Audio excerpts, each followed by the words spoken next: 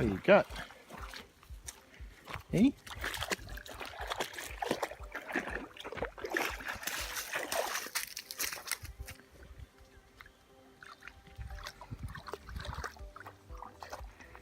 You pick.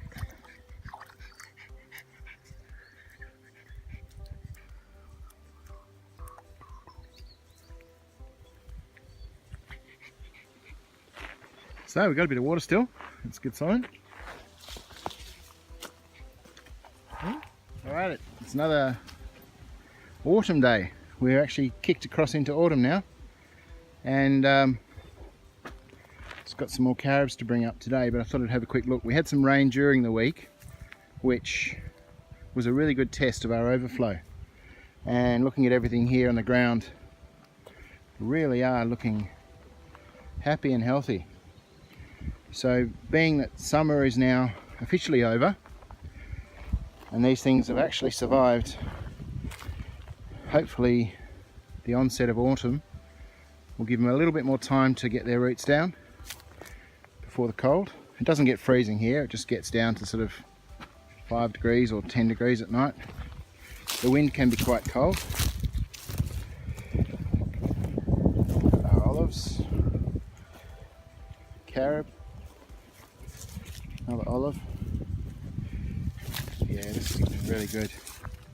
So here we have, I believe that's the avocado. Come on, come here.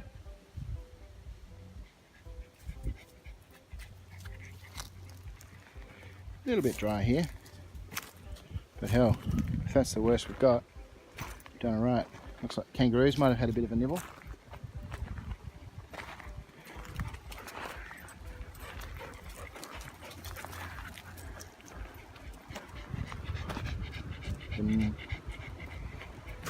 The original plant stock below the graft is looking like it's trying to have a bit of a go, so we'll get rid of that.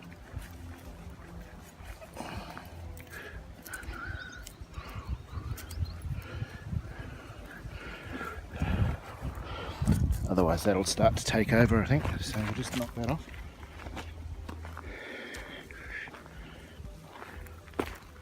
Peanut tree. So let's have a look at how we overflowed. Got some photos that a neighbour took for me, and I'll put photos of those up. So certainly all this was wet.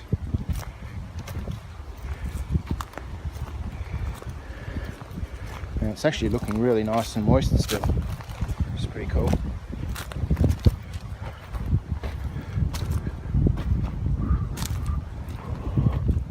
Didn't quite get all the way through. So maybe if I shovel that, just make sure we've got at least a small run through. Although, yeah, this is obviously where we lost the boom. This does look like a bit of flowing water through here. Yeah, no, we're through. So it's overflowed here. And then it's dumped its heavy and light fines through here. So that's where our outlet is from that swale. So ideally we want to bring it a bit further along this boundary, and we'll tidy that up once I've got the backhoe up again.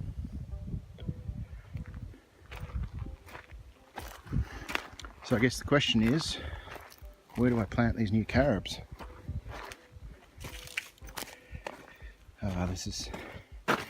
This is when you know things are starting to work right, when you've got moist soil 3 or 4 days, nearly a week after a rain. That looks like a kangaroo's come through here. He's dug his feet in. Big heavy jumps. Yeah, here he comes through. Tracks again. Tracks again. So this is nice and soft. This is really good. And now the water's come and stayed on this sort of level for quite a bit longer.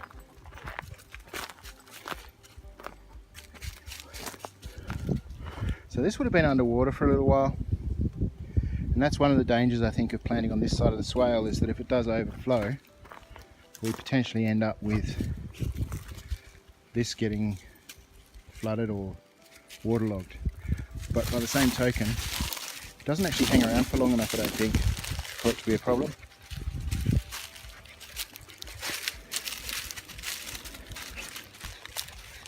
everything's kind of still holding on. Maybe still a bit too stressed. This looks like maybe kangaroos have had a nibble.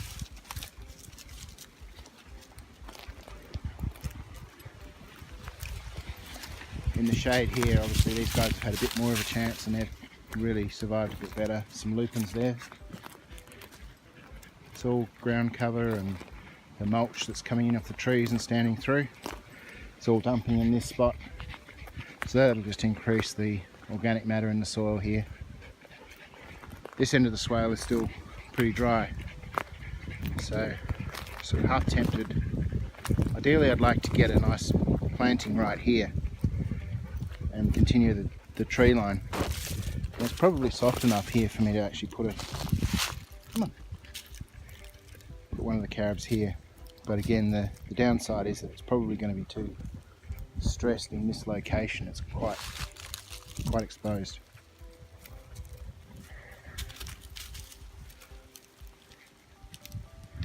But as these grow legs, get a bit taller, more shade, as the mulch starts to capture a bit more, as we stop these overflow events that were washing away all the fines over the swale, as this side just builds up, it's going to become a really productive area. And that I think is a really good outcome. Alright, time to transfer bags. So I've planted some carobs along the boundary here, and you'll notice just a little bit of dirt mound. What I'm trying to do is just catch any overflow that's happening here and at least partially divert that to water this plant. It's pretty hard ground, so I've dug down as far as I can and I've built it up with a bit of a bowl. Same here, I've put an earth bowl around with the overflow to where it should feed through, and I've also made some adjustments on this bank here so that we've got a series of 1, 2, 3, 4 overflows and a basin at each plant so that it'll fill up to a level. Once it's full, it'll roll over to the next one. So previously those guys were just on the side of that mound with no berm on them, so that should help them just get a little bit stronger and have a little bit more water next rain event. And I've done the same thing this carob here. Previously I had a plant up on the berm, now I've dug down into the ground and it's really quite moist down there still, which is really promising. I've planted it in line with the fence, so hopefully we'll get some carob screening the orchard. 1, 2, 3, 4, and then these Lilly Pillys in between. All the leaf litter will help to improve fertiliser and so forth. As the water comes down from the runoff, this one should be our first one to get water, filling up to a height before it overflows and starts filling up the rest. So it'll really concentrate water at the roots of this one, which is really in an exposed, dry position. We step back. There's streets, nothing shielding, no windbreak. So it's got a little bit of shade from the berm, but not a lot of anything else. So experiment number 63. Let's see if that stuff survives.